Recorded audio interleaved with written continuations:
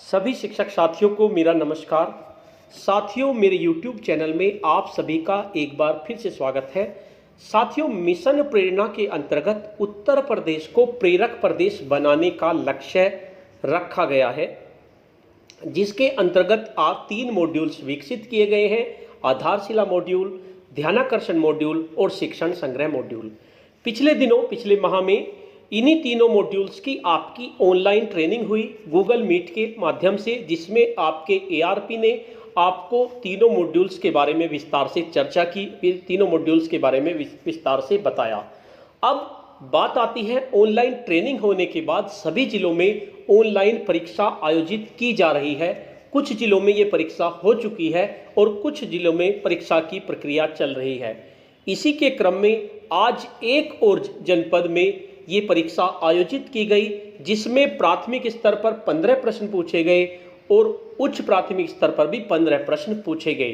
तो साथियों, हो सकता है आने वाले दिनों में आपके जिले में भी इस तरह की कोई ऑनलाइन परीक्षा आयोजित की जाए। इसलिए मैं इस तरह की वीडियो बना रहा हूं, जिससे कि आप ऑनलाइन परीक्षा देने से पहले इस तरह से तैयार हो जाएं कि आप ऑनलाइन प्रश्न में पूछे गए प्रश्नों के जवाब अच्छी तरह से दे सकें। साथियों, वीडियो शुरू करने से पहले मैं आपको बता देना चाहता हूं, अगर आप चाहते हैं इस तरह की इन्फॉर्मेटिव वीडियो आपको एक प्लेटफार्म पर मिले, तो उसके लिए मैंने इन्फॉर्मेटिव वीडियो व्हाट्सएप ग्रुप और इन्फॉर्मेटिव वीडियो टेलीग्राम ग्रुप बनाए हुए हैं। आप चाहें तो मेरे व्हाट्सएप ग्रुप से जुड़ सकते हैं, चाहें तो मेरे टेलीग्राम ग्रुप से जुड़ सकते हैं। ग्रुप का लिंक आपको वीडियो के डिस्क्रिप्शन बॉक्स में मिल जाएगा। तो चलिए जानते हैं आज की ऑनलाइन परीक्षा में क्या क्या प्रश्न पूछे गए, प्राथमिक स्तर पर कौन से प्रश्न पूछे गए और उच्च प्राथमिक स्तर पर कौन से प्रश्न पूछे गए। अभी थोड़ा टाइम बचा है, लिंक बंद होने में 1 घंटे के लिए लिंक खुलता है, इसलिए मैं कोशिश करूंगा लिंक बंद होने से पहले इस वीडियो को बना लूं ताकि कोई दिक्कत ना हो। तो चलिए जानते हैं। इसके लिए मेरे पास लिंक आया है, मैं अपने व्हाट्सएप को ओपन कर लेता हूं। व्हाट्सएप को ओपन करने के बाद आपको ये देखिए, मेरे पास लिंक आया है उच्च प्राथमिक स्तरीय मिशन प्रेरणा प्रश्नोत्तरी और प्राथमिक स्तर मिशन प्रेरणा प्रश्नोत्तरी। तो ये लिंक मेरे पास आया है। तो सबसे पहले हम प्राथमिक स्तर, वैसे तो प्राथमिक स्तर की अलग प्रश्नोत्तरी थी, बरेली जनपद में परीक्षा हुई है ये, और उच्च प्राथमिक की अलग थी, लेकिन फिर बाद में सबको यही कहा गया कि आपको दोनों प्रश्नोत्तरी करनी है। तो सभी अध्यापकों को दोनों प्रश्नोत्तरी करनी थी। तो सबसे पहले हम प्राथमिक स्तरीय मिशन प्रेरणा प्रश्नोत्तरी को ओपन करते हैं। उसके लिए हमने लिंक पे क्लिक किया। लिंक पे क्लिक करने के बाद इस तरह से आपकी प्रश्नोत्तरी ओपन हुई। तो स्टार्ट कर देते हैं। ये आपकी बरेली जनपद में आज परीक्षा हुई है, मैं आपको बता, इसी तरह की परीक्षा आपके जनपद में भी जल्दी ही होगी। तो हम स्टार्ट करते हैं। स्टार्ट करने के बाद सबसे पहले इसमें एंटर योर डिटेल्स मांगेगा, तो मैं इसमें XYZ लिख देता हूं, XYZ, क्योंकि मुझे सबमिट नहीं करनी है ये। तो स्टार्ट क्विज पे हम क्लिक करेंगे। तो इसमें सबसे पहले शिक्षा मित्र नाम और अनुदेशक का नाम आपको लिखना है, हम इसको नहीं लिख रहे हैं। उसके बाद पद में भी जो भी पद होगा आप पद नाम लिख देंगे। उसके बाद विद्यालय का नाम, फिर मोबाइल नंबर, उसके बाद विकास क्षेत्र का नाम। उसके बाद यहाँ से प्रश्न शुरू होते हैं आपके प्राथमिक स्तर के। पहला प्रश्न है, कमजोर बच्चों को अपने स्तर पर लाने हेतु मिशन प्रेरणा के अंतर्गत कौन सा मॉड्यूल विकसित किया गया है।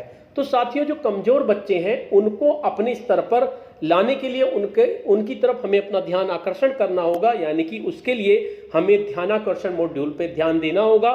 तो इसके लिए ध्यानाकर्षण मॉड्यूल इसका आंसर आ जाएगा। हम ध्यानाकर्षण पे क्लिक कर देते हैं। उसके बाद नेक्स्ट प्रश्न है प्रश्न नंबर 7, प्रेरणा लक्ष्य में कुल कितने विषयों को सम्मिलित किया गया है। तो प्रेरणा लक्ष्य में आपके 2 विषय सम्मिलित किए गए हैं, भाषा और गणित। तो इसमें आपका ऑप्शन आपका 2, 3, 4 एक आंसर आपको दिया हुआ है। तो इसमें आपको दूसरे पे क्लिक करना है, यानी कि प्रेरणा लक्ष्य में आपके 2 विषय सम्मिलित किए गए हैं। नेक्स्ट आते हैं प्रश्न नंबर 8 में, 75% गुणा के सवाल हल कर लेते हैं, किस कक्षा का प्रेरणा लक्ष्य है। तो ये किस कक्षा का प्रेरणा लक्ष्य है। अगर 75% हल गुणा के कर लेते हैं, अगर गुणा की बात आती है तो हम कक्षा 4 में पहुंच जाते हैं, और भाग की बात आती है तो कक्षा 5 में पहुंच जाते हैं। तो इसमें आपका कक्षा 4 पे क्लिक हो जाएगा। उसके बाद नेक्स्ट प्रश्न है, बड़े अनुच्छेद से 30 शब्द प्रति मिनट की गति से धारा प्रवाह के साथ पढ़ लेते हैं। किस कक्षा का प्रेरणा लक्ष्य है?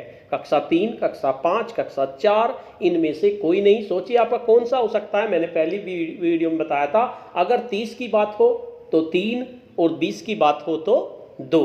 तो कक्षा 3 का ये आपका प्रेरणा लक्ष्य है। नेक्स्ट आता है कुल कितने प्रेरणा लक्ष्य हैं? तो कुल कितने प्रेरणा लक्ष्य हैं? प्रेरणा लक्ष्य हमारे होते हैं 10। हर कक्षा के 2 प्रेरणा लक्ष्य, एक गणित का, एक भाषा का। तो हमारे प्रेरणा लक्ष्य हो गए 10 पे हम क्लिक कर देंगे। नेक्स्ट प्रश्न है, कक्षा 1 एवं 2 की नींव मजबूत करने हेतु कौन सा मॉड्यूल विकसित किया गया? तो जब कक्षा 1 और 2 की बात आती है, यानी कि बच्चों का जो आधार है वो हमको विकसित करना है। अगर उनका आधार विकसित हो जाएगा तो वे अच्छे से पढ़ लेंगे, सब चीज उन पे आ जाएगी। तो इसका मतलब ये कौन सा मॉड्यूल हुआ? ये हुआ हमारा आधारशिला मॉड्यूल। नेक्स्ट आता है, उत्तर प्रदेश को प्रेरक प्रदेश बनाने का लक्ष्य कब तक का है? यानी उत्तर प्रदेश को कब तक आपको प्रेरक प्रदेश बनाना है? वो हमारा 31 मार्च 2022 तक हमें प्रेरक प्रदेश बनाना है। तो इसमें ऑप्शन आपके दिए हुए हैं, 4 सितंबर 2019, 5 सितंबर 2019, 31 मार्च 2021 और 31 मार्च 2022। तो 31 मार्च 2022 हमारा आंसर होगा। उसके बाद मिशन प्रेरणा की शुरुआत कब की गई? साथियों, ये क्वेश्चन अक्सर हर परीक्षा में पूछा जा रहा है और अब तो इस क्वेश्चन को कंफ्यूजिंग कर दिया गया है। देखिए, इसमें 4 सितंबर 2019 और 5 सितंबर 2019 दोनों सेम आंसर है, 4 और 5 का अंतर है, और 5 सितंबर 2018 और 1 अप्रैल 2020। तो ये 2 आंसर तो आपके अलग हो गए। अब बात आती है 4 सितंबर में हुई या 5 सितंबर में हुई।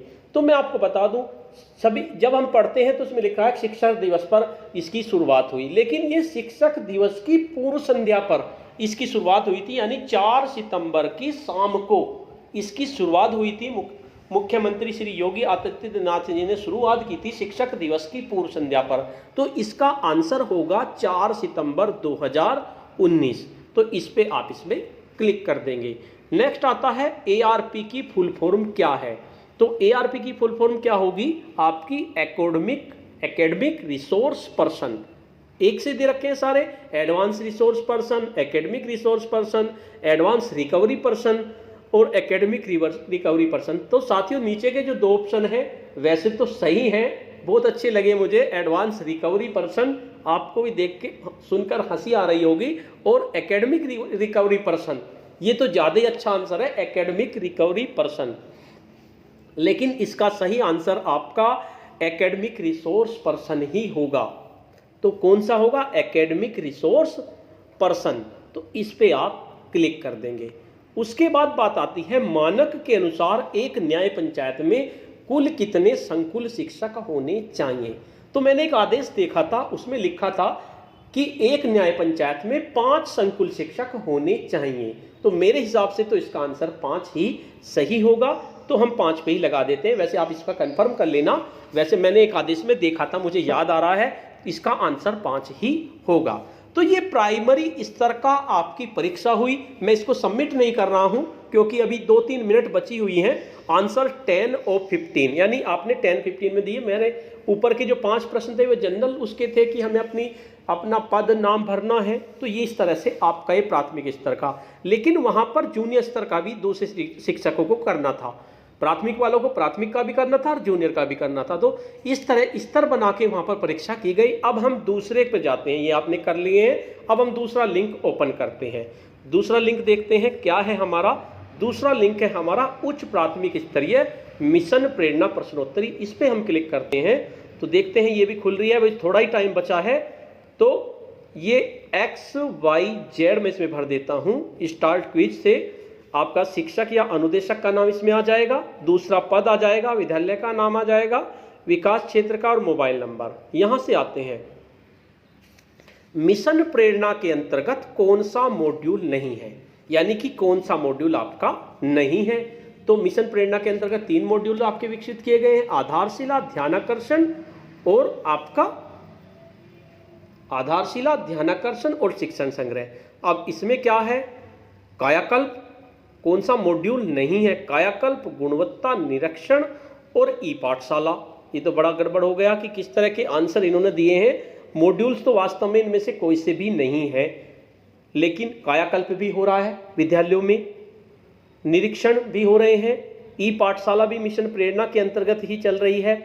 तो इसमें आपका होगा गुणवत्ता मेरे हिसाब से। आप इसमें देख लीजिए, मुझे भी थोड़ा सा इसमें कन्फ्यूजन है, लेकिन कायाकल्प भी मिशन प्रेरणा के अंतर्गत ही चल रहा है विद्यालयों का, और ई पाठशाला भी आपको पता है ये भी चल रही है। और इसके साथ साथ एकेडमिक रिसोर्स पर्सनों को निरीक्षण करने हैं, उसके भी आदेश आए हुए हैं, तो वे भी आपके मिशन प्रेरणा के अंतर्गत ही आ रहे हैं। तो इसमें आपका गुणवत्ता शायद इसका आंसर नहीं है, तो इसमें मैं गुणवत्ता पे मैंने निशान लगा दिया। अब आप देख लीजिए, उसके बाद शिक्षण संग्रह में कुल कितनी तकनीक बताई गई है। तो शिक्षण संग्रह जो मॉड्यूल्स है उसमें 18 शिक्षण तकनीक बताई गई हैं। अगर आप उसको पढ़ेंगे तो आपको उसमें पता चल जाएगी। तो इसका आंसर होगा आपका 18। नेक्स्ट आता है आधारशिला में कुल कितने भाग हैं। तो जो हमारा आधारशिला मॉड्यूल्स है उसमें आपके आधारशिला में तो 6 भाग हैं जहाँ तक मुझे याद आ रहा है, लेकिन इन लोगों ने 2, 3, 4 और 8 ऑप्शन दिया हुआ है। अब ये तो मेरा कंफ्यूजिंग हो गया, क्योंकि जहाँ तक मुझे याद है आधारशिला में 6 भाग हैं, शिक्षण संग्रह में भी 6 भाग हैं, और आपके जो आपका ध्यानाकर्षण मॉड्यूल है उसमें 4 भाग हैं। अब इसका मैं आंसर क्या लगाऊं, इसका आप देख लेना, एक बार मुझे कंफर्म करना पड़ेगा इसमें। तो इसे आप अपने आप ही कंफर्म कर लेना, क्योंकि इस क्वेश्चन को देखकर मैं भी कंफ्यूज हो गया। आधारशिला में मेरे हिसाब से 6 भाग हैं, लेकिन इन्होंने, हो सकता है मैं कंफ्यूज हूं कि इसमें 4 भाग हो, या तो इसका आंसर 4 होगा या इसका आंसर 6 है। वैसे मुझे पक्का याद है कि इसका आंसर 6 ही होगा, तो ये शायद प्रश्न गलत है, तो इसका मैं आंसर लेना नहीं चाहूँगा। इसको आप मॉड्यूल्स के अनुसार देख लीजिए। उसके बाद बात करते हैं लर्निंग गैप निकालते हैं। लर्निंग गैप कैसे निकालते हैं। लर्निंग गैप का मतलब है अगर बच्चे की वास्तविक उसकी जो अपेक्षित स्तर, यानी कितना अपेक्षित स्तर उसका होना चाहिए, लेकिन वास्तव में उसका कितना अपेक्षित स्तर है, वास्तविक स्तर कितना है अपेक्षित से, तो उनके बीच का जो अंतर होता है उसको आप लर्निंग गैप कहते हैं। तो इसका आंसर मेरे हिसाब से अपेक्षित स्तर, यानी कक्षा 5 में कोई बच्चा आ गया, यानी उस पर इतना आ जाना चाहिए, पहली बात तो ये है। दूसरा, उस पर कितना आया, तो जाहिर सी बात है जितना आ जाना चाहिए तो उससे कम ही आया होगा उस पर। ज़्यादातर बच्चे ऐसे ही हैं हमारे पास, तो उनके बीच के जो अंतर होता है उसे लर्निंग गैप कहते हैं। तो इसका आंसर अपेक्षित स्तर माइनस वास्तविक स्तर इक्वल टू लर्निंग गैप होगा। तो आप इस पे निशान लगा दीजिए। नेक्स्ट आता है ARP की फुल फॉर्म। ARP की वही आपकी एकेडमिक रिसोर्स पर्सन होगी, तो इसे आप एकेडमिक रिसोर्स पर्सन पे क्लिक कर देंगे। मिशन प्रेरणा के अंतर्गत न्याय पंचायत में मानक के अनुसार कुल कितने संकुल शिक्षक होने चाहिए। तो मानक के अनुसार मिशन प्रेरणा में 5 संकुल शिक्षक होने चाहिए। उसके बाद नेक्स्ट आता है मिशन प्रेरणा की शुरुआत कब हुई। तो यह प्रश्न फिर दोबारा से रिपीट हो गया है उच्च प्राथमिक स्तर में भी। 5 सितंबर 2019, 4 सितंबर 2019। तो इसमें आपका 4 सितंबर 2019 ही आंसर आएगा। नेक्स्ट आता है शिक्षक के सहयोगी के रूप में मिशन प्रेरणा के अंतर्गत कौन सा मॉड्यूल विकसित किया गया है।